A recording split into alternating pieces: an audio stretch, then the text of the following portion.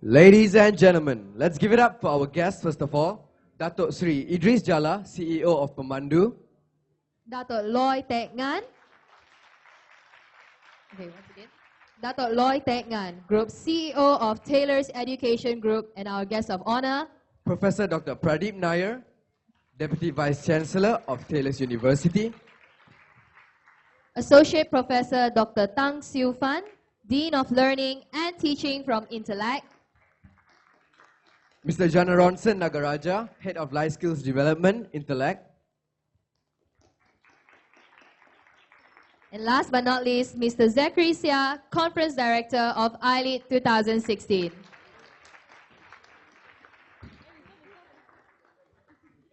Ladies and gentlemen, welcome to the 4th iLEAD Conference 2016.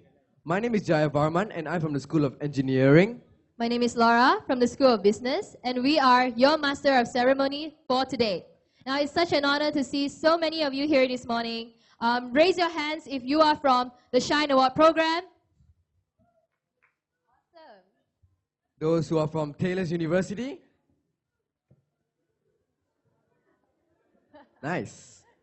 Keep in mind, we are pleased to say that today, we also have participants from Asia Pacific University, Curtin University, Help University, IMU, Manipal International University, Nila University, Sunway, Monash. UCSI, and many, many more. So thank you all for joining us today, this Saturday morning.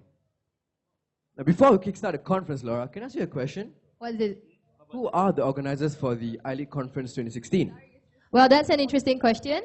This year's iLEAD Conference is brought to you by a group of passionate, committed, and visionary students who call themselves LEAD 50. So the LEAD 50 team, which stands for Leadership, Empowerment, and Development, have worked so hard in the past 10 months to bring you not one, but 2 conferences in 2016.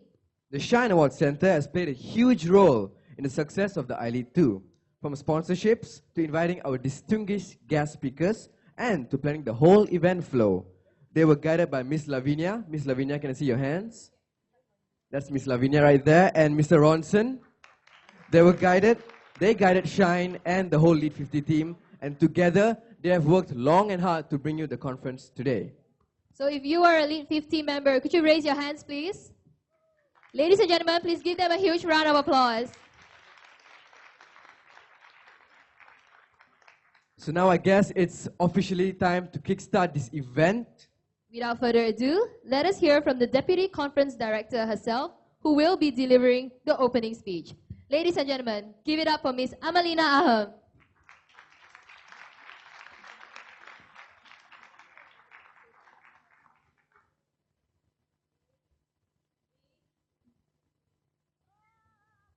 Hello. Bismillahirrahmanirrahim. Assalamualaikum warahmatullahi wabarakatuh. And a very good morning to all of you. Dato Sri Idris Jala, CEO of PEMANDU. Dato Loy Tek Ngan, Group CEO of Taylor's Education Group and our guest of honor.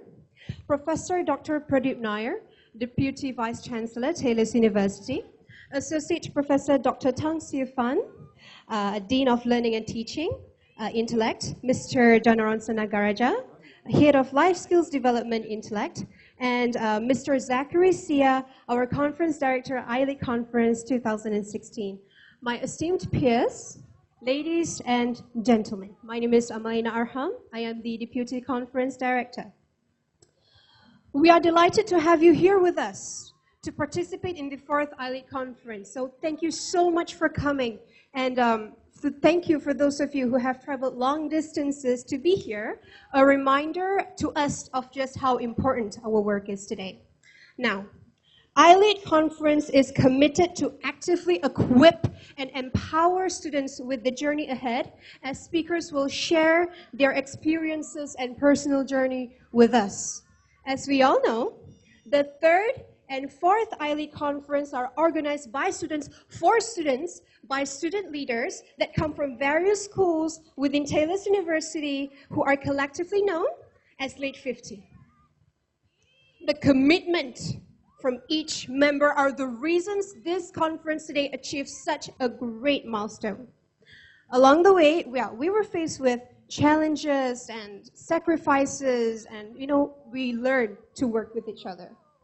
Now, each team member are segregated into different departments. However, if one calls for help, others would respond, regardless of whether it was their responsibility or not. This incident simply resembles teamwork. It doesn't matter which department that you are responsible of, because in the end, if only your department outshines others, we would not be meeting here today. Why? Why is that? Because the foundation of today's conference is not a one-man army job. It is not. It is the result of cooperation and teamwork among members of LEAD 50.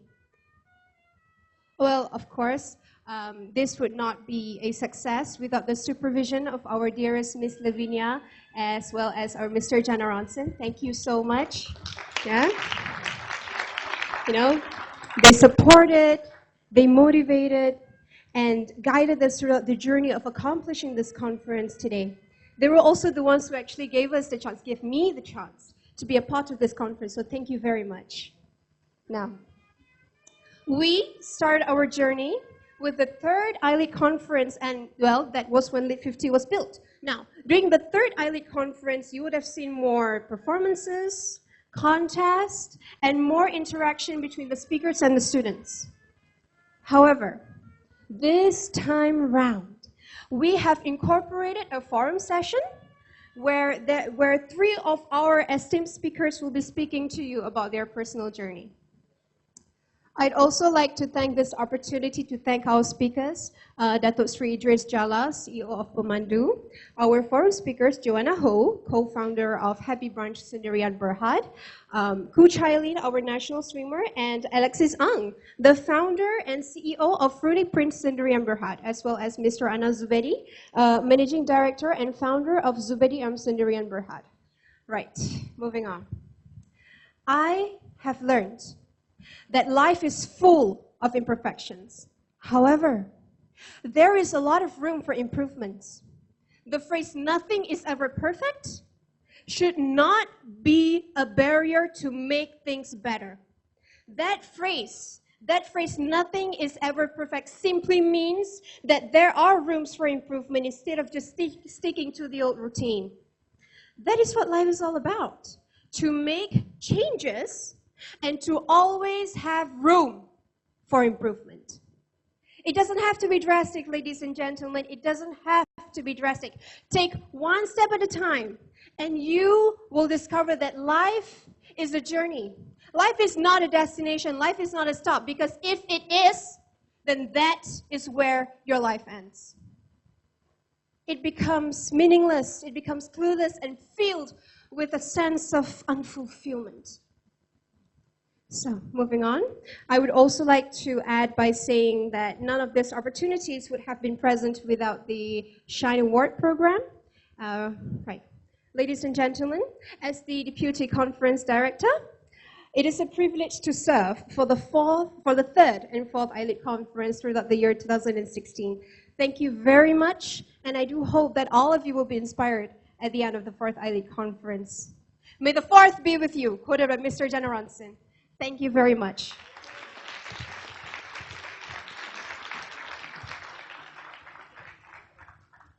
Thank you, Amalina. This team have come so far today because of your guidance and leadership. And of course, to the members of the LEAD 50 team, thank you so much for your effort in making this conference so possible. So you guys are the backbone of who we are today. Once again, let's give it up to Amalina and her team. Next up, we'd like to invite Professor Dr. Pradip Nair, Deputy Vice Chancellor of Taylor's University, to share the welcome address.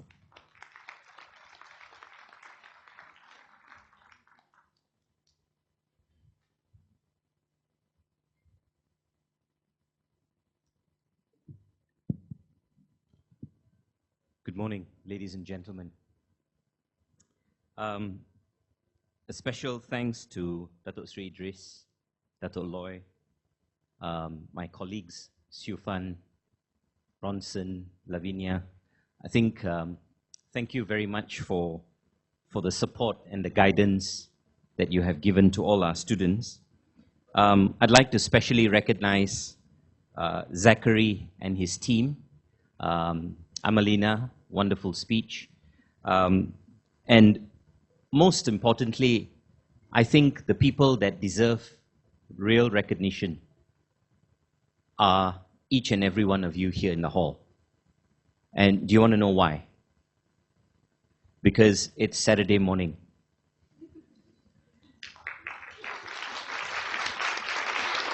And you could be sleeping. You could be doing your assignments, maybe. Or you could be doing your homework. Unlikely. But that's true. The point is, we all have a choice. We have a choice to come up and to wake up and be here this morning, or we have a choice not to turn up. And therefore, I'd really want you guys to give yourself a real round of applause for making this choice. Now, you definitely didn't come here to listen to me. And I just want to say two things. The first is the fact that you're here because the world you are going to enter has already decided that having a degree in your hand with all your grades is not enough for you to be successful. The world has decided that a degree is important for you to be shortlisted for the job. The grades you get will probably put you high on the shortlist, but not necessarily the fact that you will get the job. And that there's a whole list of other skills and competencies that you require to be able to land that dream job of yours. And today, the 6 speakers who will speak are going to tell you all sorts of different experiences of their own. And what I'd like you to do is think about what they're saying and think about how each of those things they say affect or will affect your life. How does what they do and say affect how you are going to live? And that's what it's all about. Today is a day of reflection. As you listen and listen very well, I want you to reflect on how this affects your life.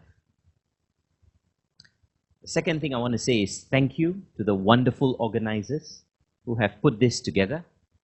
We're really proud of you. I looked at the e-brochure, e-conference, the e-booklet, and it looks really impressive. And the way you guys have put this whole thing together, you're definitely on your way to make a mark and be very high on that short list when you apply for that job. Because I think you're acquiring some wonderful skills. So thank you very much and have a great conference.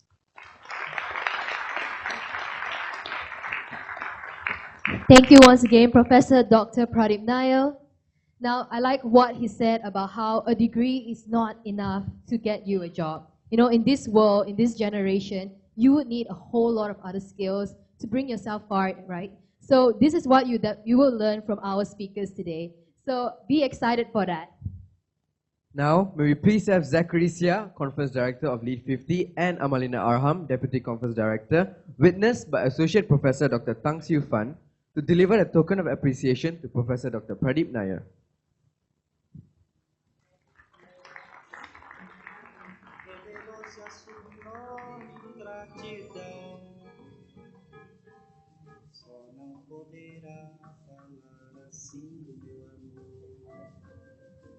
Este é o maior que você pode encontrar, viu? Você com a sua música esquecer o principal. E no peito desafinado, no fundo do peito bate calado. All right, ladies and gentlemen, it's time to meet the first speaker of the day. Now he is the CEO of PEMANDU, a unit in the Prime Minister's department. The goal of PEMANDU is to spearhead Malaysia's transition towards a high-income status by 2020. Now, this is not his first time serving in the government sector because he has served as a minister for 6 years. Not only that, he is also the managing director of the BFR Institute. Wow. On top of that, he is a renowned transformation guru in turning around companies' performance through his big, fast results approach that are innovative and rigorous. In fact, in 2014, Bloomberg placed him amongst the top 10 most influential policymakers around the world. Prior to his involvement in the government sector, he was also the CEO of Malaysian Airlines for 3 years and became vice president in his 23 years with Shell. With that, ladies and gentlemen, put your hands together for Dato Sri Idris Jala.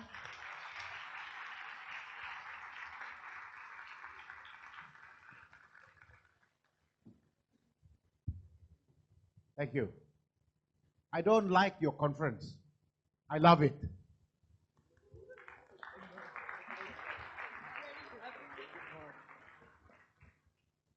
The reason why I gave that opening line is because today my objective is to provoke you to think very deeply about yourself in the context of iLEAD.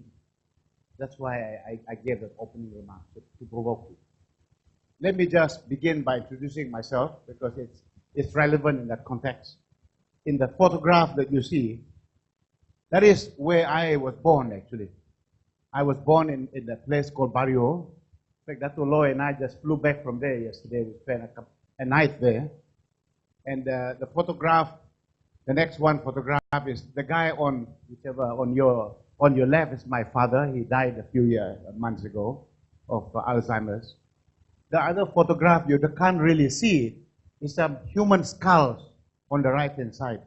My ancestors were headhunters, but I'm okay actually. I'm all right. I don't chop people's head. And I came out from that environment because I'm a product of transformation. I have truly been transformed through education.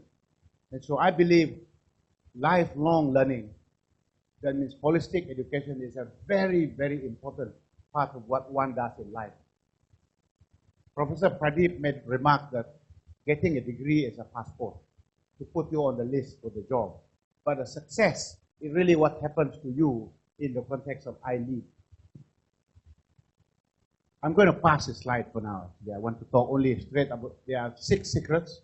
I'm very mindful of the time. I got 45 minutes, and I really need to cover all 6 in that short period of time. And I believe that in everything you do, if you talk about transformational leadership, you need to follow the 6 secrets in my view. And if you don't like it, don't agree, it's okay.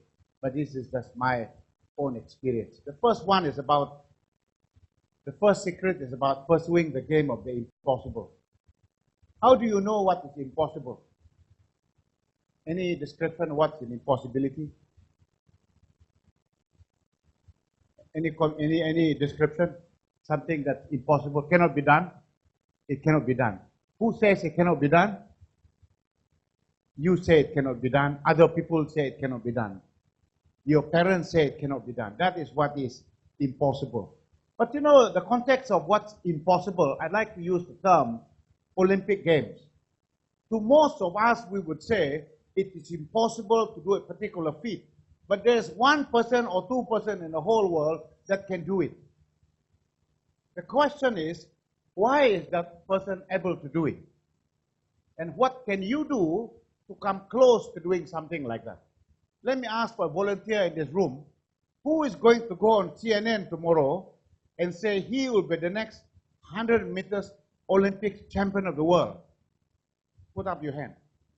Any volunteers? Nobody. You know why nobody put up their hand? Because we are afraid to fail. How dare you go on CNN and say you'll be the next 100 meters Olympic champion of the world? Nobody will believe. You'll be ridiculed, isn't it? By the way, next year, Usain Bolt is coming to Kuala Lumpur. We've invited him to speak at the Global Transformation Forum, which my team and I are organizing. And I'm sure if any one of you participate in that event, you will hear his story too. And the point is this. The reason why many of us do not achieve our full potential, in my view, is because we constantly are afraid to fail. We're constantly afraid to fail. That's why we never even begin the journey. So, my first provocative statement today is this. 90% of human beings will get buried underground, not fulfilling their full potential because they are afraid to fail. And so therefore, they never push themselves to the limits. So now I ask the question is that, will you be one of those of the 10% that do not get buried because you actually now pursue the game the impossible? And if you do not pursue the game the impossible, you will never fulfill your full potential. Let me continue the story about, let me get one volunteer, if I may get this gentleman who's drinking coffee. If you can stand up and everybody can see you. What's your name? What's your name? Taha. Taha. Okay, have a good look at Taha. You can sit down now, Taha. He's a very slight man. He's not physically well built. Let's say Talha compared to Usain Bolt. He's definitely not as well built as Usain Bolt. Suppose you go on CNN tomorrow and says, he'll be the next 100 meters Olympics champion of the world. People will ridicule and laugh at him, isn't it? Let's suppose Talha wakes up in the morning, every morning at 7 o'clock, and he practices running for 8 hours a day for the next 4 years. And it comes to Olympic Games. How many people in this room believe that Talha will beat Usain Bolt, whoever he is, and to be the 100 meters Olympic champion of the world? How many put up your hand? Talha, many people are very honest here. They don't believe that you'll make it. And how many people in this room believe that Talha, having done all that, will be the best runner in Kuala Lumpur? Put up your hand. There's still many honest people here. How many people in this room believe that 4 years down the road, he wakes up 7 o'clock in the morning and runs for 8 hours a day for 4 years every day? How many people believe in this room that Talha will be the 100 meters champion in Taylor's University? Put up your hand. They believe you. The moral of the story is very simple. It doesn't matter whether he beat Usain Bolt or not, doesn't matter. The fact that Talha made an announcement that he was going to do this game of the impossible, and he then pursues it, one thing is guaranteed. That pursuit of that game also catapulted him to become transformed. Because 4 years down the road, he's a big guy. He'll be really solid. He will fulfill his potential. You remember what I said before? How do we fulfill our full potential? That is the key about transformation. Fulfilling your own potential. If your potential is not to beat Usain Bolt, your potential is to be the best runner here in Taylor's College University, that is his full potential. And that is the point I want to leave here. If you do not pursue the game the impossible, you will never fulfill your full potential. That's the first provocative statement. Many years ago, I was working in Shell in London. I had a very nice job. And in this job, they gave me a very big house in Chelsea. I'm a big fan of Chelsea Football Club. Sorry, Man U. Huh? And, I was living in Cobham. My son studied in Parkside. Parkside, the training ground for Chelsea, is just next to it. And so every day when I pick up my son, I see people like John Terry and all the other guys were there now. And we lived in a very big house that Shell rented to me. We had 4 Italian gardeners. We had our own private tennis court. Can you beat that? Living in somewhere close to London and then being able to see your best football club, I'm a big fan, and then staying in a house like that. But they said to me, my boss said one day, Idris, you're going to go back to Malaysia. We have a company that loses money for 10 years. It's called Shell Middle Distillate. You have to go back there and fix it. So when I turned up in June 2003, the company had lost money for 10 straight years. The first day I turned up in an event like this, And I asked everybody that we will go and fix this company and make it profitable. They didn't believe. There was one guy in the crowd.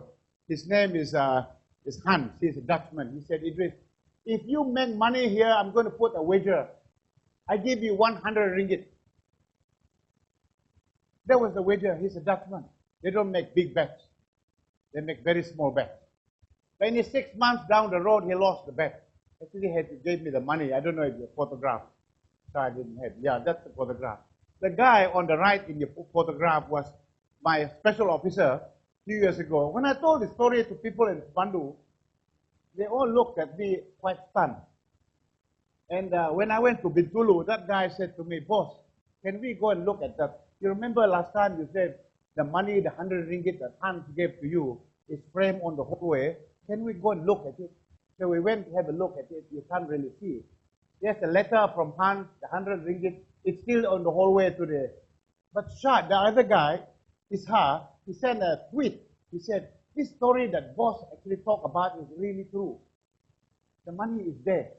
So I said, Isha, do you mean the whole time when I told you the story, you didn't believe me? He didn't believe me. We made money in the first year. 6 months we broke even. The second year we made more than 110. Sorry, next slide.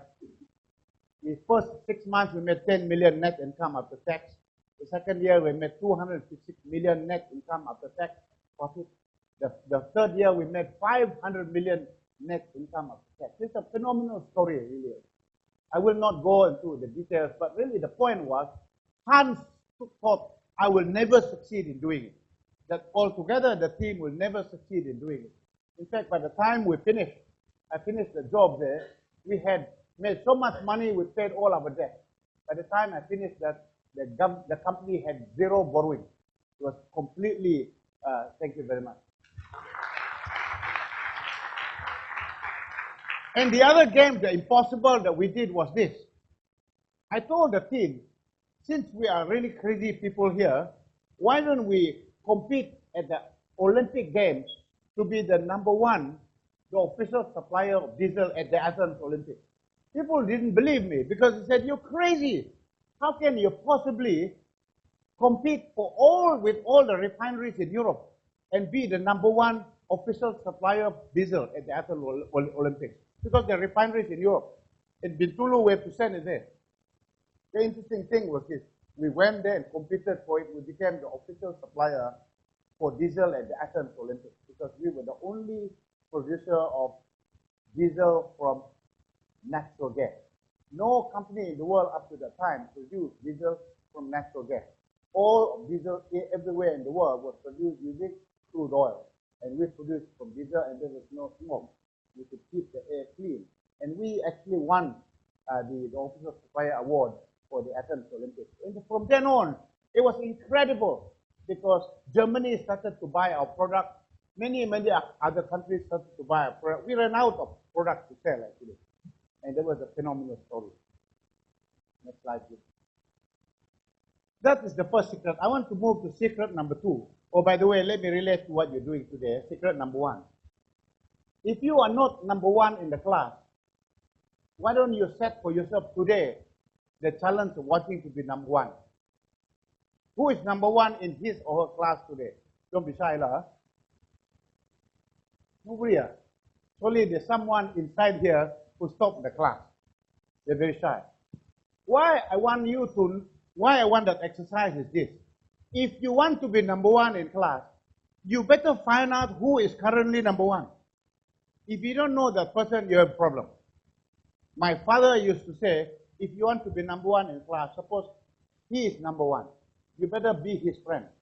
You better know what exactly he does, how many books he reads, how many hours does he study, exactly what he does. And copy it, but do it 2 times. Copy it, do it 2 times. I don't believe in shortcuts. I believe in robust discipline. And therefore, I want to introduce the next concept is the measure of true north. Second secret of transformational leadership is to know what is the measure of success. You need to know. And that's very, very important. So if you say you want to excel in university, if you say the measure of success, you must make it concrete measurable, that is, you can see it. That means to be number one in class. For example, in Shell Middle Distillate, the company that lost money, the measure of success was to maximize net income after tax. I insisted that every month and every week we look at that number. Are we making profit, yes or no? Every week we were tracking it. When I was in Malaysia Airlines, every flight has a profit and loss statement. Every flight. Do you know how many flights there are in Malaysia Airlines when I was there? We fly 110,000 flights in a year. I insisted every flight must have a profit and loss statement. Why? Because everybody said to me, Idris, you go there to become the CEO of Malaysia Airlines because his company lose money. So, what was the government telling me? The shareholder, make money lah. If they tell you the measure of success is to make money, then you better make sure every flight you check whether you make money. That's all. So to my mind, the problem with most companies today, when they lose money, they only look at the P&L at the aggregate level. Let's say, Taylor's Education Group. If you have one P&L at the aggregate level, whose fault it is when you lose money? The CEO's fault. Dato fault. But if he breaks it down, program by program, every program, pharmacy, architecture, has a P&L. If one of those programs loses money, whose fault it is? The program director, not him. When you start breaking it down to that level of detail, suddenly you get everybody involved in really chasing them.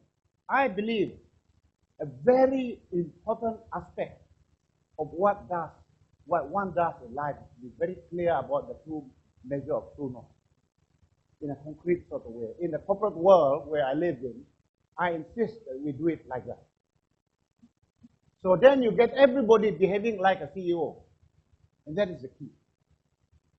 By the way, I don't know there is any other airline in the whole world that do P&L on a flight basis. When I was in Malaysia Airlines, we were the only airlines that did profit and loss statement on a flight by flight. Most airlines would do it on a route basis. You know the problem with the route P&L? We were doing route P&L before I joined. That means the flight from Malaysia, from KL to London. It was losing money. When we did the flight P&L, we discovered, you know what we found out? 3 flights every day. 2 flights were making money all the time. 1 flight was losing money all the time. What is the solution? Remove the flights that lose money all the time. And suddenly the 2 were making money. It's as simple as that. So I'm not going to dwell too much on this because you can see that we were losing so much money in the first year. And the second year we nearly broke even. The third year we made the highest profit in 60-year history. And then subsequently when I was there, we were making profit every year. Even when oil price was reaching $100 a barrel. Next slide. I'm going to talk about the third secret of transformational leadership. If you want to achieve true transformation as a leader, in my view, you have to have the ability not just to look at the strategy, but bring it down to the lowest level. I call it a 3-feet program for implementation. The problem with most leaders are, they look at strategy, very high-level idea, very high-level plan, but they don't sit with the troops to break it down to level detail. That is what I believe, what you need to do. Everything that you do, when you run this conference, you guys who are organizing this, you know it isn't just saying, we need to have an iLEAD conference. No, you must know exactly what date, which room, how many people are going to be there, when do you make the invitation, even planning this kind of stuff. This is called detail. It will never succeed until you get down to the detail. All leaders who are successful and make it great are people who can get down to that. I call it the helicopter quality. That's not the jet quality. The helicopter quality has an ability to rise up there and look at the strategy, and at the same time the helicopter can come down to very low level and look at the details of the jungle. See exactly where the stones are, every aspect of the details. So if you're always a leader that look at overview, in my view, will never succeed. It's a leader that has a helicopter quality, be able to go up and down, be able to see the vantage point detail. When we wanted to transform the economy in Malaysia, I work in the government. Some of you, I don't know, some of you may have read our economic transformation program. We had a very simple tool that we used in PEMANDU. It's called the lab. We gather people and lock them in the room for 6 weeks or 8 weeks to come with detailed projects of what we're going to do to transform the economy. In 8 weeks, we came with 131 projects. That was in Malaysia. This project was going to give us a total investment of 406 billion US dollars. It's a phenomenal number. How can you come up with a number like that? And it was because we had more than 500 people locked in the room. Very detailed aspects of what we need to do. So if you want to know about these details, come to the PEMANDU website, then you see exactly the details. In fact, in the year 2014, Bloomberg voted me as one of the top 10 most influential policy makers in the world. I didn't apply for this award, you see. So I asked Bloomberg, why did you put me in there? Why didn't you put Obama? Obama too, yeah, very influential man, isn't it? But they didn't put Obama. They said Obama is not in it because he has authority, formal authority. I don't have authority. I'm not the prime minister. But because we were able to gather 500 people and lock them in the room to come with projects with this magnitude, 406 billion US dollars of investment, committed investment in 6 week period, that they consider as very influential. So that was what we were doing, bringing it down to the level of detail. The problem with most government is talk with high-level strategy. They say, we must have a lot of investment, private sector investment. But if you talk like that, nothing will happen. The only way is to bring people in the room, sit down there and work it out. That's what we were doing. That's why our investment the last 5 years was more than double what it was 5 years before the ECP. I'm going to pass it. Maybe I'll stop here for a while because one of these is a graduate of yours. This guy called Johnson. Anybody heard of this guy called Johnson? He's a student, he's a graduate of Taylor's. We met him a few years ago. We're a big fan of Johnson because he came with this idea of building a house in 3 days. So my team and I actually go there and build houses for team building exercises. I know some of you have participated in it. What Johnson is telling us is this, the lesson we know is that if you want to build a house in 3 days, you can only build it in details, exact details. What is the length of the plank that you have to cut and saw? Who is going to do every aspect of this work? And interestingly enough, the first project we did with Johnson, the Epic Home, we had 60% of volunteers were women. And that you can see there. Most of them came with lipstick and high heels when we went there. And they finished in exactly 3 days. The subsequent year, we had volunteers, 60% of them were men. They were very cocky, very confident that they could build it in less than 3 days. So they didn't follow the instructions. How many days do you think they did it? 4 days. So that means the moral of the story is, if there are detailed instructions, you must follow it. You cannot say, I'm not going to follow it, you must follow it exactly. Fourth step. I call this situational leadership. When you run any journey that you undertake, you will discover people, if you are elected as the leader of the group or you are the leader of the group, if they tell you, when is the leader, you know what they will ask you? They will ask you, what do you want us to do? Where's the direction? But if you are telling them, actually I don't know, you have a problem, you know.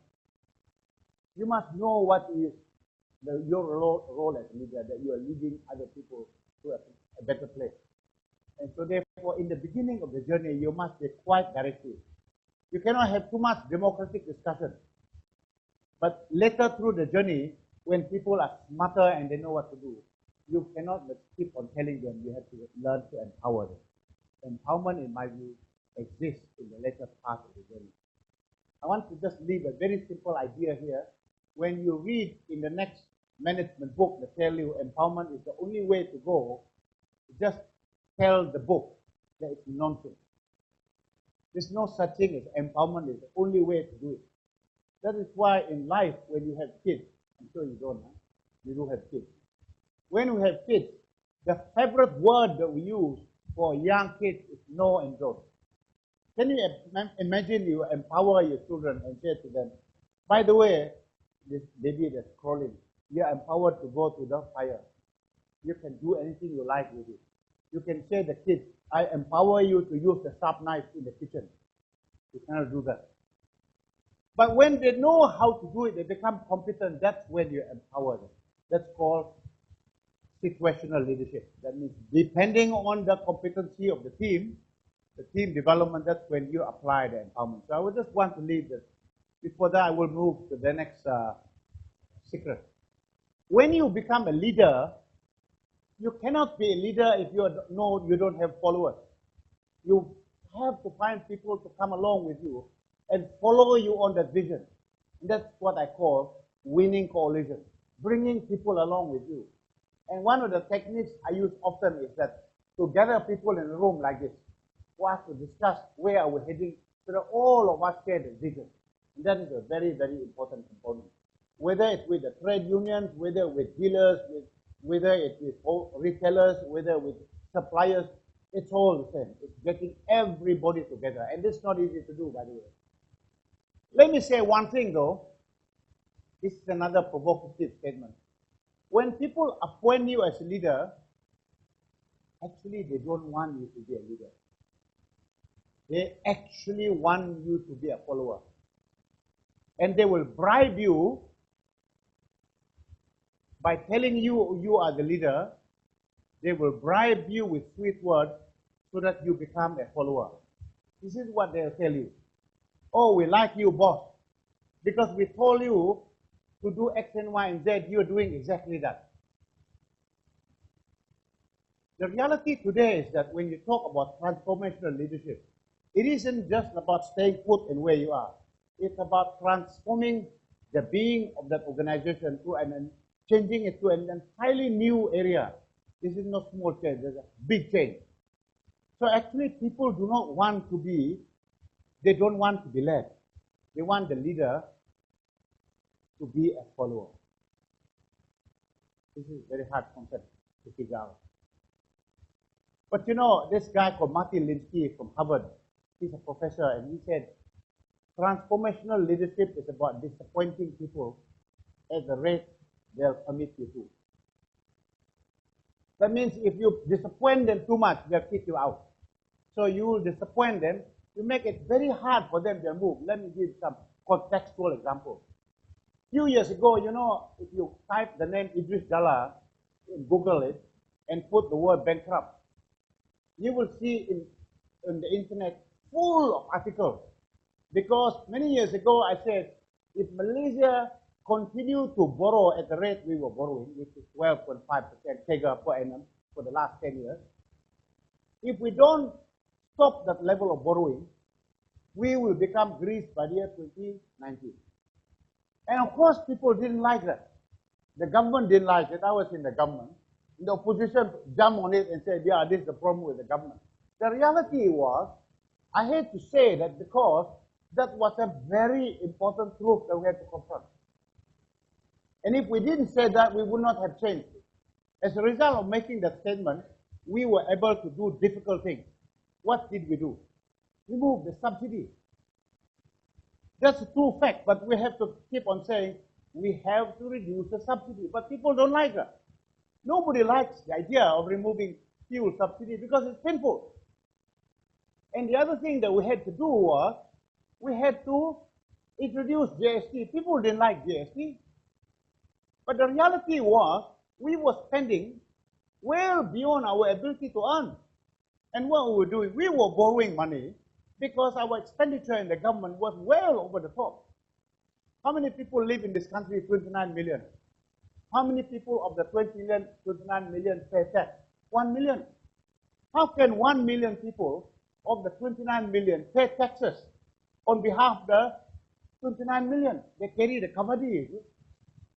And that is why when you say change and transformation, it means you have to take some painful measures to do it. When you take painful measures, people don't like it. That is what transformation is about.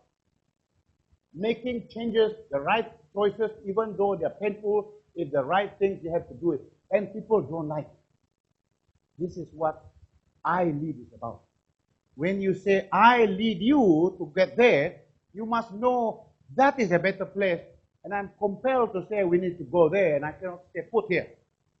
And therefore, I need to go there. The consequence of making that leap is that there are some tough decisions that need to be made. They may be very unpopular, but they have to be done. That's the reality. In fact, we haven't finished yet. When was the last time in Malaysia we put the fees for government hospital? 1982. In 1982, we say you go to government hospital, you pay 1 ringgit. 1 ringgit, 1982. To this day, still 1 ringgit. What happened to inflation? Of course, since 1982, inflation is rocketed. It is unsustainable. There are some very tough decisions you have to make when you move and do things. Tough as they are. And I want to leave the notion here. If anyone have an illusion that you want to lead an organization to make big change on transformation, thinking that he's going to walk down only a popular path, he or she is lying, playing a game that is untrue. The reality today is transformation requires making tough decisions, painful decisions, and choices in life. That's why you need to pull people together and convince them. By the way, you will never convince everyone because nobody likes those things. But you explain it to them to the point they understand it, they still don't like it. They understand the logic for why you need to do it, they will still say they don't like it. That's okay. That's what leadership is about. That's why there are very, very few great leaders in this world. Maybe 1% great leaders. Everybody else is a good leader. But very, very, very few people are great leaders because of the fear of taking some of the stuff off. Last slide, please. I want to talk about the last point before I got ring the bell. This last point is what they don't teach you in many, many universities. I think Taylor's was one of the rare places where people learn and talk about this kind of thing, which I call divine intervention. There are two reasons why I talk about this. The first one is that human beings have very limited control over what happens to them. Most of us. I was planning to be a lawyer all my life. I never became a lawyer. Accidentally, because the offer to go and do law in New Zealand didn't reach me because my auntie was already in Europe, so I didn't go to New Zealand. I ended up in Penang. And because of that, actually, I married my wife because she was studying there. If I didn't go to Penang, I wouldn't have married her. If we didn't marry, then there would be no Leon or Max, our son. So it's very, very important. Everything in my life, 90%, 80% of what happened to me has very little to do with me. They were, if you like, almost accidental. But that's life. Life is like that. You don't control it. The second one is that life is a continuous reduction of options.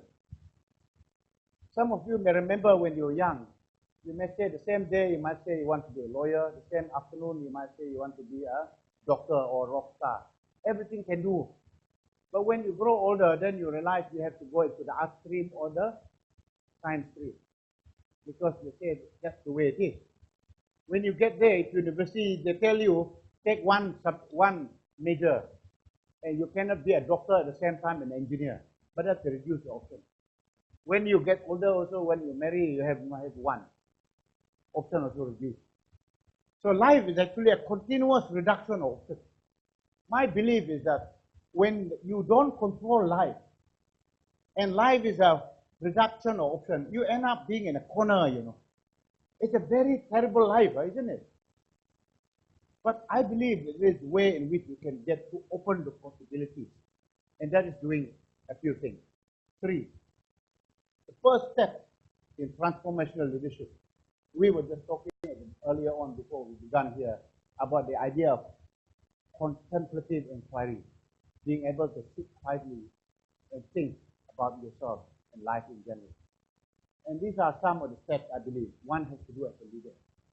Always be a good human being. No great leaders become great if they're not good in it. That is what we must strive to do. Number two, on ethics, do the things that are ethical. Don't do things that are unethical. Stay on the ethics. And of course, do things that are right. Don't do the wrong stuff. I'm talking about ethical things. Make sure that your ethics is steady. And the last one was the point about self-renewal. Always find time to go away and sit and contemplate. I suggest to you, every single one of you must spend time at least once a month, Just sit quietly and think about yourself. What are you doing right? What are you not doing right in the context of what you're doing in your study? What should you do differently? We are all busy running around doing many things. We don't give ourselves enough airtime to think about it. And that is a very, very powerful tool. It's called self-renewal. For people who are religious, it's called prayer, meditation, thinking about this kind of things. And I encourage you to exercise this thing called solitude. By the way, the word solitude is different from loneliness. Loneliness means you are alone but you don't want to be alone. Solitude is that you're alone because you choose to be alone. You are in deep reflection, thinking about yourself. If you don't exercise this kind of tool on solitude, on self-reflection, you will never go very far. You really need to spend time doing it. By the way, if you do it every week, you'll become even better. I encourage you to do it once a month. And by the way, when you do it, let me give you another tip. You want to be smarter than the other kids, huh? Every month when you sit down, get a piece of paper. On anything that you think about, you write down the issues and write your own personal teachable point of view. An example today. Obama and Trump. It's topical. Huh? Then you say, which of the two do you support and why? And put evidence. The reason why I support Donald Trump or if you like Hillary Clinton is because of this, and this is the evidence why I say that. Write it down and keep it to memory. The next time when you are sitting at the canteen with colleagues and friends, when the subject comes, you are woo, and the others are still thinking about it. That's the problem with most of us, because we never contemplate and think this thing through. And that if you do that continuously, you do it for everything else. And you write that for many, many other issues. And before long, you become actually quite good in a discourse. Because life, 50% of life is communication, interacting with other people. The branding that you have inject for yourself comes through sessions like that. People say, I like that guy. That guy is good. Why do you say that? Because I met him the other day, we spoke about it. He's got content. I don't have content because I read more than you do. I spend more time thinking it through like that. I write it down. Teachable point of view, concrete evidence. I encourage you, this is a very simple tip that you do to project an image about yourself, to make sure that you are grounded. Don't go into a room to discuss issues, whatever issues are, and you are figuring out your thoughts on it. If you do this regularly, I can tell you have a book like this. Very thick book on organization, on change, on IT, on everything, on Trump or US election, on Malaysia, Obama, on what you think about Obama, healthcare, all sorts of things, you write it down. It calls you to have an inquisitive mind about doing it. That's why I always believe in renewal. Renewal is a very important process to be able to contemplate a thing. So ladies and gentlemen, I want to leave it with one simple statement. I can't remember who said it. It will come William Jones or something like that. He said the greatest discovery of today's generation is that human beings knows that they can transform their lives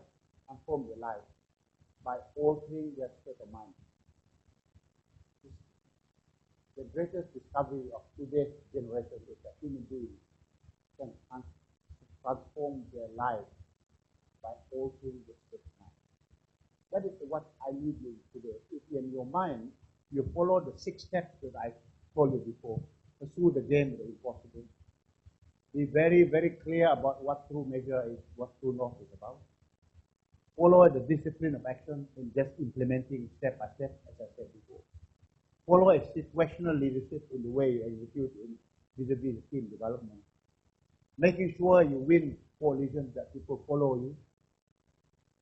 And the last thing was divine intent. You have enough time for self-reflection and self-renewal. If you do that, that is actually altering your state of mind.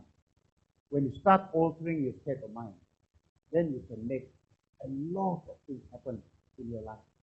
That is, you are then pursuing the possibility of fulfilling your own potential. Thank you very much.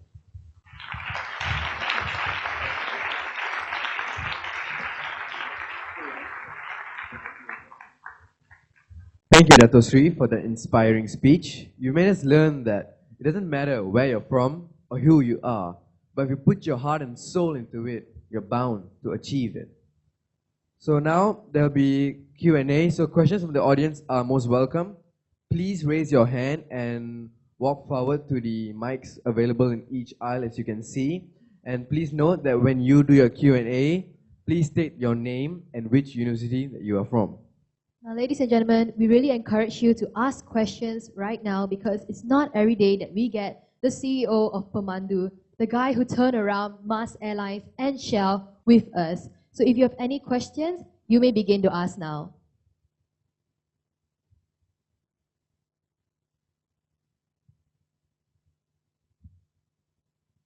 All right. Is it okay if I ask the first question then? All right. So, Dato, you spoke about to always be number one in whatever you do, to always be a transformation leader and to fulfill your full potential. But how exactly do you measure your success? How do you measure, or how do you know when have you been successful in making changes in that specific thing that you're doing? Or how do you measure your full potential? There are two measurements. The one is, I said, secret number 2 was to identify your true north. That means the measure of success. So if you say you want to be 100 meters Olympic champion of the world, the measure of success, you must run 9.6 seconds. Because Usain Bolt ran 9.7, I can't remember. You need to put that measure. So if you say you want to be successful making money, profitability, you have to measure flight by flight, net income after tax. So the measure is the key.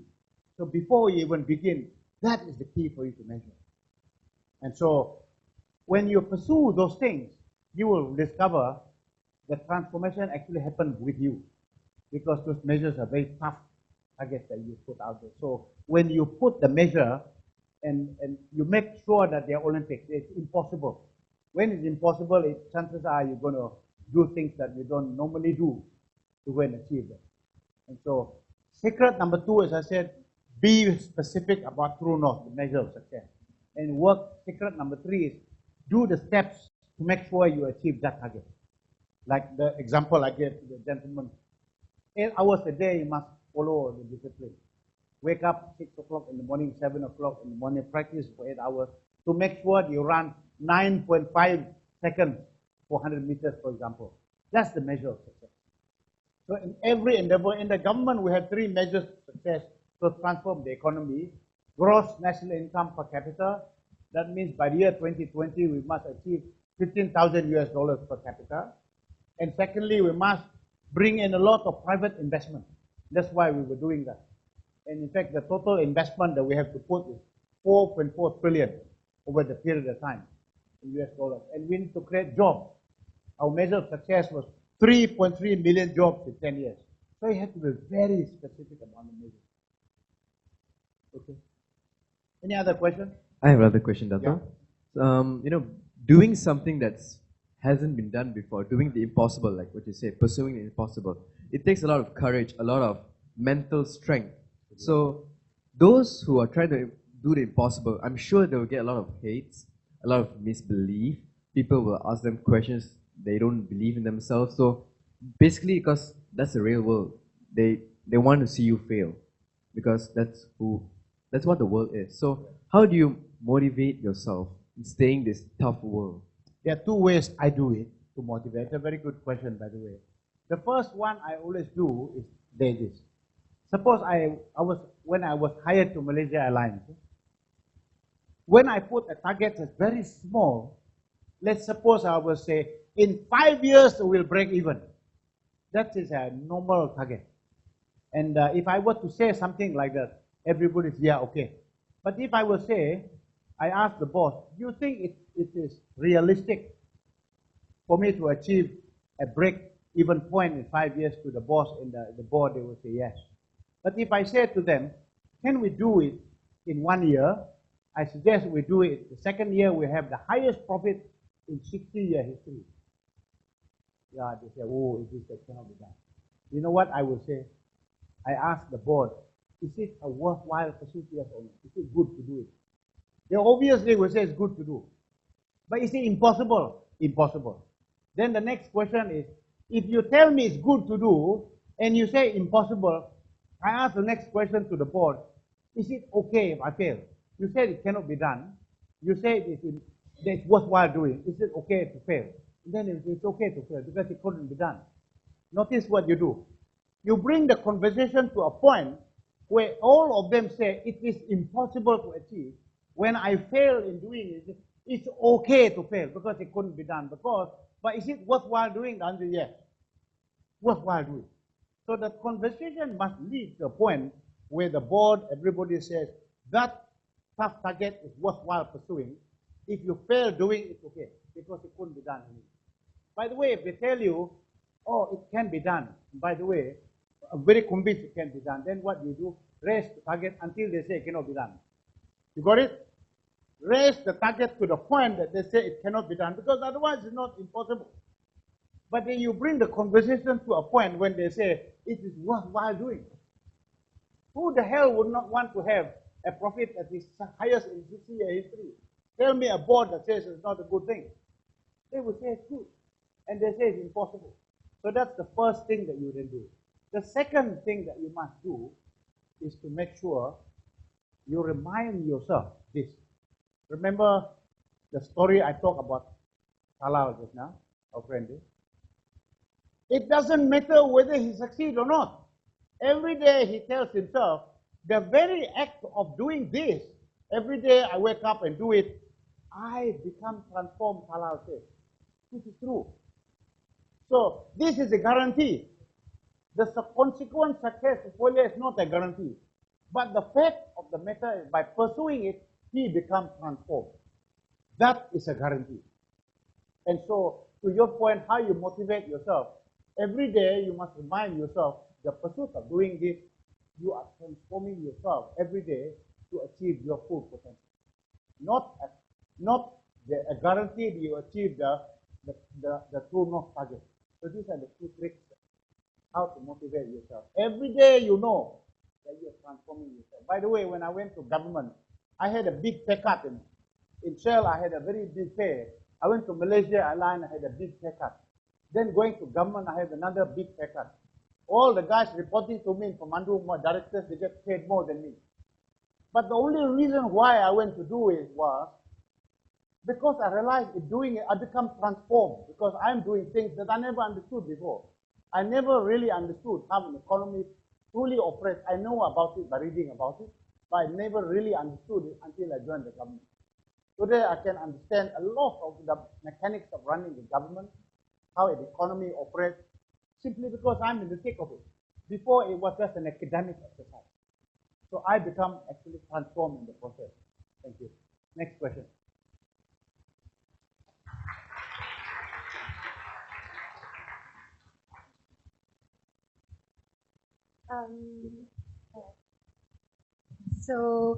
Hello, Dato. So, my name is Shalene, and I'm from Taylor's Business School. So, I've heard you spoken in a few events, and I'm truly a fan of yours in terms of you have really proven that you have created breakthroughs throughout your experiences in Malaysian Airlines and as such. So, my question is, you talked about achieving the impossible, and you also talked about being realistic at the same time.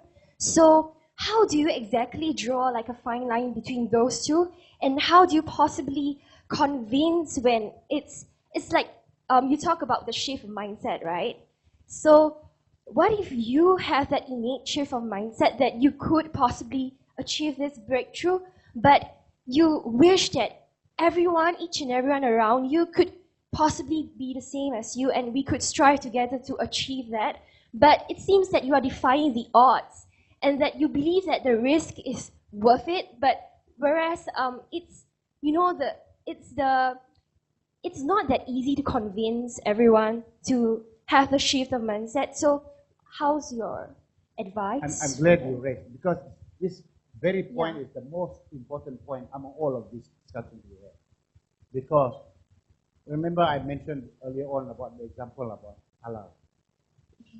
And I refer to that because it's so critical.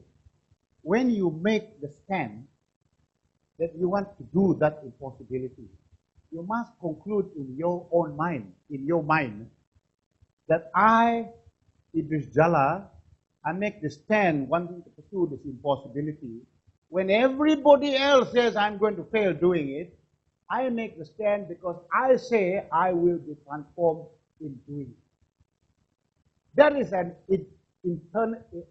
your internal conviction and belief. And if you don't make that I stand, I, Idris Jala, or I, Halal, make the stand, I want to do it because I become transformed in the process of doing it. If you don't make the stand, you will never do it. Because you know why? Because when you put the target so high, everybody will say you will fail.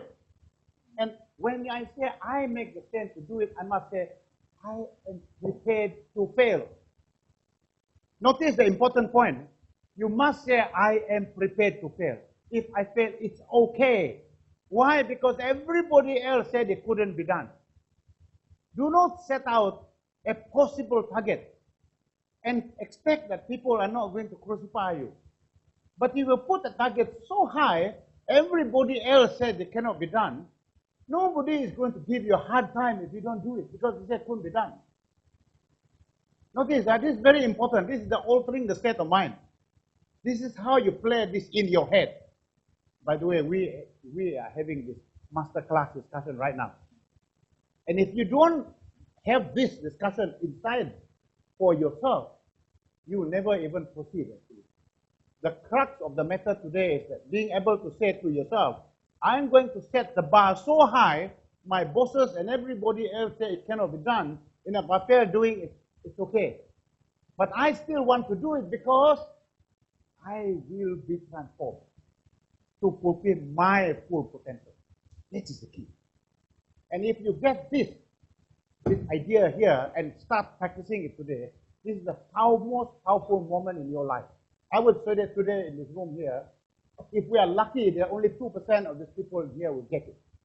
The rest of us don't get it. It will take a long time to get it. By the way, in the year, I can't remember, maybe 1998, was the first time somebody talked about this idea to me. He was consulting for Bill Clinton in the White House at the time. He gave me a book. He told me this story. I didn't get it. He gave me a book by the lady called Tracy Goss. He said, Idris, I'm going to give you this book. Read this book, and if you follow everything inside this book, your life will never be the same again. The book's called The Last Word on Power by Tracy Goss. I read that book, and I found it was a whole load of crap. It's absolute rubbish. What load of rubbish? That's what I said. I threw the book away and I never looked at it. I went to Sri Lanka and the company lost money for 25 years. I didn't tell you the story. And I realized I didn't know how to move about, how to fix the problem of the company. 25 years, lost money every year. There I was, an impressionable young man, the CEO of the company, figuring out what to do with it. I realized I couldn't do it. I remember the book, The Last Word on Power, semicolon, making the impossible possible. By the way, if you Google, you can buy the book through Amazon. You can still find the book. It's a crazy book. I swear you will hate the book. You think it's nonsense. That's why I say most of us don't get it. That lady said, until and unless you pursue this game, the impossible, and you be prepared to say, I am prepared to fail, you are never going to fulfill your full potential. Because everybody will tell you it cannot be done. This is not worth pursuing. That is the thing. And I just want to leave this point. Thank you for raising it because it's the crux of the whole discussion. The step one is the most important part of this discussion. I would say more than 90%, maybe 95% of people don't get it. If they get it, they wouldn't do it because it's too hard. Remember I said altering the state of mind is the starting point. Be prepared to fail and pursue it only because you say, I'm going to get myself transformed in doing it. Thank you. Thank you.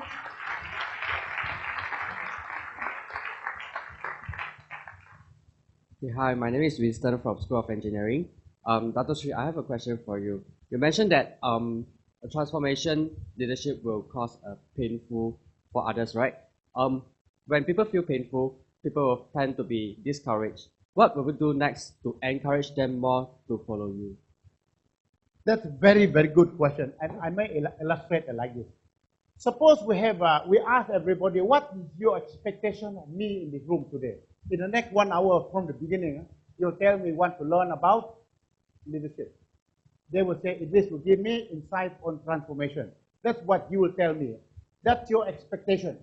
So you ask the people in the group, what is their expectation? They'll give you the expectation. So that means you draw a line, and within this line where you draw the circle, all the expectation of the group is inside there, not outside there. But you realize, if you do what they tell you to do, okay, I join them and I do exactly what they said, their expectation, I am not transforming the crowd. I am just becoming their follower. I'm not a leader. But really what I need to do to transform, I need to move this circle, that 5 years down the road, that circle is over there. But how do you move from here to there? If I move directly from here to there, I will be kicked out. You wouldn't want me. Give illustration. Suppose you told me what you want me to do in the next hour is to learn about leadership. Suppose I went down here and I had this guy and I punched him in the face really hard. And he collapsed, he bleeds. What would you do? You throw me out, isn't it? It is, we never expected you to come here and punch our colleague in the face. You kick me out. I have now operated outside the circle because the expectation was that. I went out here. That's why I started by saying leadership is about disappointing people at the rate they'll commit you to. Remember? Disappointing them at the rate they'll commit you to. So this is the circle. I move the circle a little bit there. That means I say, well, we learn about leadership, but starting today, I'll provoke you. But you don't throw me out. When I said, I don't like your conference, I'm disappointing you. But actually I say, I love it. Because I began by saying, I'm now moving the boundaries here. And I tell you, I provoke you by saying, only 1% of you will get it. That's a provocative statement. But you don't throw me out, but still within the scope. The more I teach you to do it, the more the circle moves. In 5 years, the circle actually moves there. That is how you move people from the point of a status quo to a new future. By pushing the boundaries. It's called leadership on the line. You operate along the line, not in the center of the circle. You operate at the edge of the circle. All leadership is about transformational leadership. It's not people who are sitting in the middle of the circle, fulfilling the expectation and therefore become a follower. A leader that I lead is a guy that operates at the edge of the circle, continuously pushing the boundaries until it moves there. And that is what we need to do in leadership, operating on the edge of the circle. That is what iLEAD is about. Thank you. Thank you.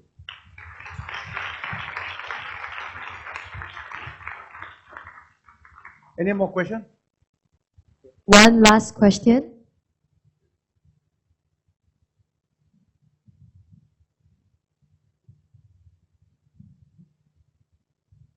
Good morning. My name is Husni from School of Computing and IT. I just want to ask a question. You came on talking about winning. You came on talking about trying to succeed and pushing boundaries. And you said it's okay to fail. But what happens if you fail? What's the next step? You see, you asked the same question. This is a very important point. I'm glad you raised because this is the crux of it all. You remember when you go, you know, if you are CEO of a company, suppose CEO of a company, you said I'm a very big target. You must have a conversation with the board. When you put a target so high, remember I said to the board, the target you say cannot be done, isn't it? And you ask that, is it okay to fail? And they will tell you it is okay to fail because it couldn't be done. So that means if you fail, it's okay. You got it, huh? Suppose you say here, let's do a hypothetical example. And if you tell this crowd here, you want to be the best runner in the whole of Kuala Lumpur next year, I don't think you are the best runner for KL right now. Huh?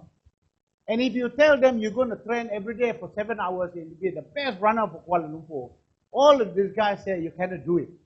But you still say you're going to do it. And if you actually fail doing it, most people believe you can't do it anyway. But the conversation must end by them saying if you fail, it's okay to fail. Because the target is so high. So if they think actually, if you fail in being the fastest runner in KL, I think we'll punish you for it. Then you say, no, that's no good.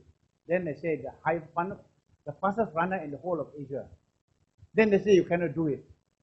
And the Filipinos, the Chinese will outrun you. Then they will say it's an impossibility. You must raise the level to the point it's so high that they think you cannot do it. And they will tell you if you fail doing it, it's okay to fail. This is the trick. The trick must be the target must be so high, they will tell you it cannot be done, but they will tell you worthwhile pursuing. Worthwhile pursuing. And they must say it's worthwhile to pursue. And if you fail, it's okay. That's how I view it. Otherwise, you will have a lot of stomach ulcer. You have to find a way how to do the conversation. It must end up with the bosses and people saying it is worthwhile pursuit. It is so difficult to do. It's impossible to do. If you fail, it's okay to fail. That is the key. Okay, thank you. I'm glad you raised those questions. All right, Dato Sri, is it okay for 2 more questions? Sure. Sure? Okay, so we will take both questions at once. You may begin first, followed by Velia.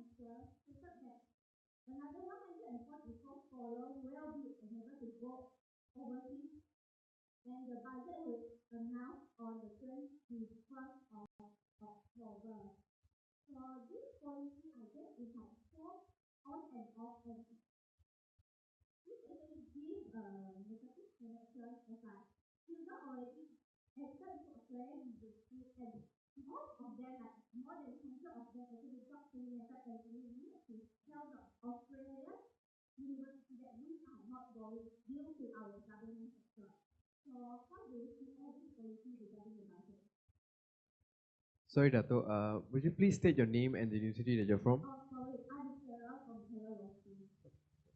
Next question.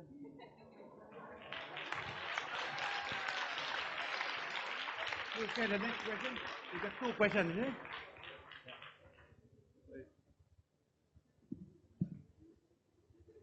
Good morning, Dato Sri. I'm William from School of Computing IT. I have two questions for you. The first thing is there any story where you failed so badly but you learned an important lesson that still instilled in your mind until today? And my second question is, when was the last time you did your self-reflection and what was the thing that you reflected on? Thank you. Okay, thank you. Let me start with the difficult one from that lady there. You're right. There are lots of questions about BRIM. BRIM, the one is BRIM. Cash that we give to poor people. Let me tell you the reason why we gave BRIM. You remember we were doing subsidy. We were giving subsidies, refuel subsidies. We were giving subsidies to even billionaires. Even Francis Brinson Tan, who is a billionaire, he also received subsidies. He goes to the petrol pump, he pumps it, and he gets subsidy too. Our view is that we shouldn't be subsidizing people who are billionaires and millionaires. But that means our whole way of subsidy, across the board subsidy for everybody is wrong. That's why we said, why don't we gradually remove the subsidy, and the savings that we make from removing the subsidy, we then put it in a pot of money, and we call it BRIM. And we give the BRIM for everybody whose income is below 3,000. These are the poor people. And the poor people whose income is below 3,000 a month are the ones who receive BRIM. That's why I am a firm believer BRIM is a fantastic way to do it. So although you're from law school, I also argue with you, it's the best way to do it. Do you know how many people in America live on BRIM? They call it BRIM. They call them stamp, food stamp. 45 million Americans every day live on BRIM, on food stamps. If you don't believe me, Google today, how many Americans live on food stamps? 45 million Americans live on food stamps. They don't have enough food to eat, so the government gives them cash. Every month they have to fill a form, they go and do it. But the beauty of this is called targeted subsidy. That's why we do it. Second question that you raised was, why are we on JPN scholarship? The issue is very simple. We have two problems with our JPN scholarship. One is 90% of the people don't pay. When they get a scholarship, they come back, they don't serve their bond, and they don't pay. But we have a lot of issues with that. Our total borrowing the government has to put to come into this school also. So what we decided this year for the budget is from last year, for the same amount of money that we're putting out there, if we were to make more people having education, we reduce the numbers that go overseas. Put more of them to study local universities, so you have actually more benefiting from our scholarship if they go to the local university rather than too many overseas. So today, in fact, the policy that we have today is to spread the dollar, stretch it, so that more students have access to university education by going to local U. Because the local U is a fraction of the cost of sending them to London and Australia and other places like that. And the reason is very simple, that people don't pay. And to my mind, what I suggest we should do in Malaysia is to say this. Everybody who has a JPN scholarship, by the way, we haven't done it yet, I'm still saying we should do it, that we should pass a law to say that if you are a scholar of government, you had a scholarship. If you don't want to work for government, it's okay. You go and work elsewhere. We now must change the law so that we can deduct your pay as source. Because asking them to pay is very difficult.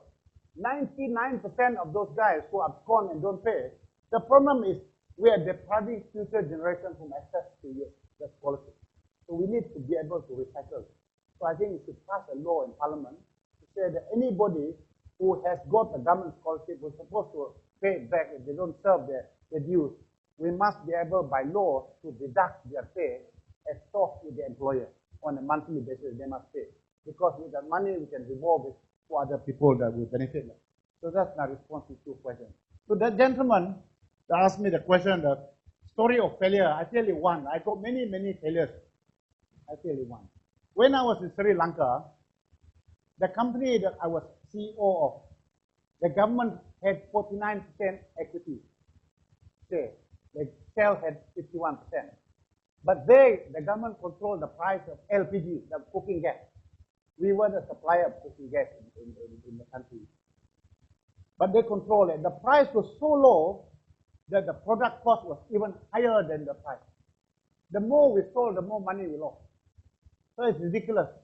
You know what I did the first month? I told all my marketing and sales people to go home and stay at home and don't work.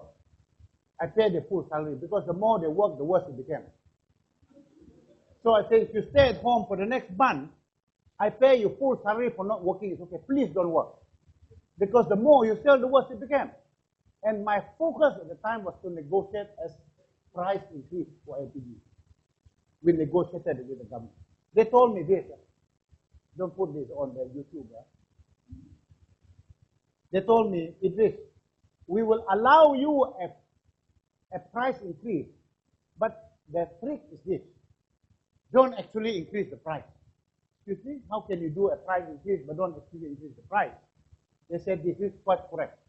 All international standards for cooking gas, if you have 13 kg cylinder, you cannot put 13 kg of gas inside it. You must leave iLEAD for expensive by international safety standards. In Sri Lanka, we actually flouted the law in the past. So they said, now you must follow the international standards. You fill only 12.5 kg, don't put 13. The cylinder is 13. You are fulfilling the international standard. That is the way it should be. But we keep the price the same. We don't drop the price. That's your price increase. Very smart. So I agreed with them. Fine. So we didn't increase the price, but we just reduced the content to fulfill the international standard. What happened the next day? The world found out. My God, I was massacred. If you remember, some of you, if you look back in the history, in some portal, you may still find it. It was an article of me sitting on LPG rocket. The title on the Sunday Leader was The Lie Within Shell. There was Idris Jala sitting on this LPG rocket because they said I lied to the public. I didn't lie, actually. We just didn't tell the truth. We just kept quiet.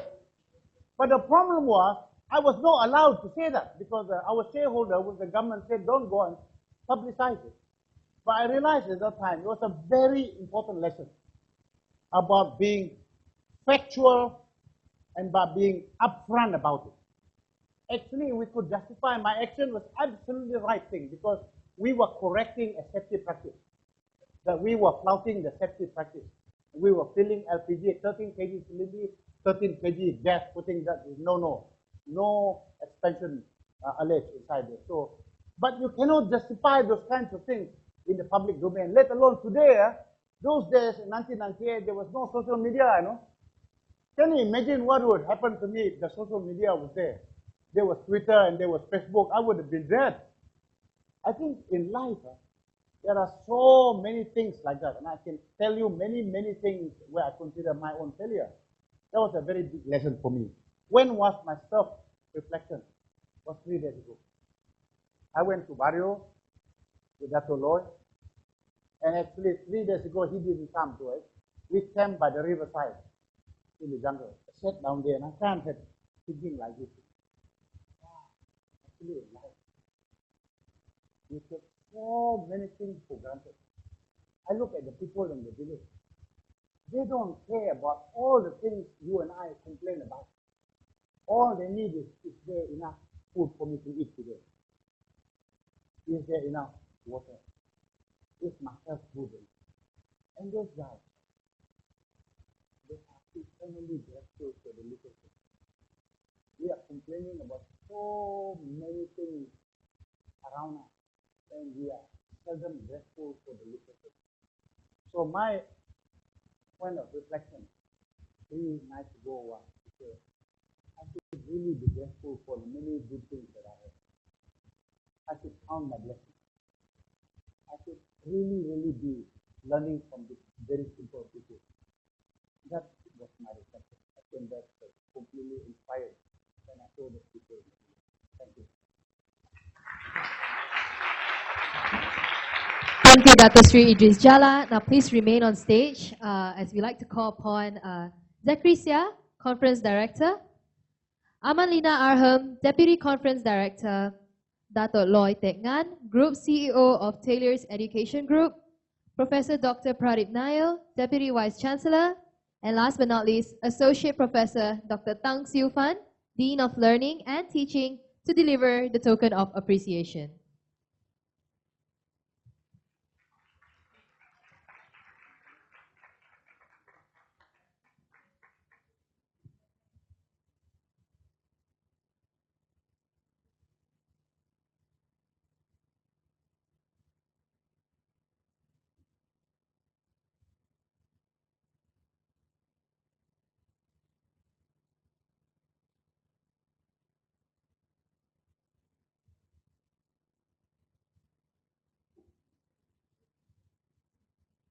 Once again, let's give it up for Dato Sri Idris Jala.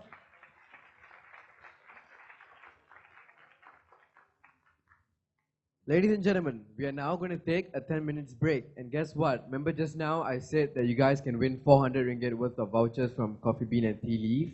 Well, now's your chance. So what you got to do is, there'll be a link given above for the Kahoot game that you'll be doing, which is basically like a question and answer game. So you got to answer the questions as fast as possible and correct. And later we will display who wins. And that's your chance to win. All right, so this is going to be a very simple game. Now, all you have to do is answer 18 questions. The questions will be up here on the screen very, very soon.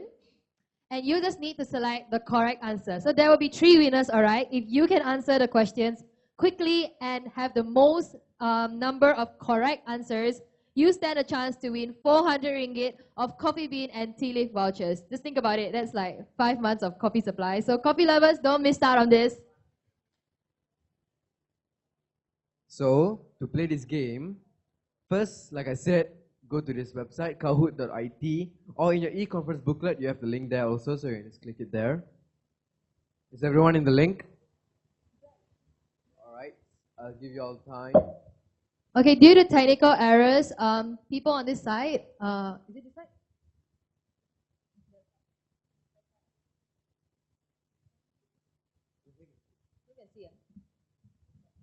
Sorry, people on this side, you may have to move over to this side to view the questions, or if you can see from that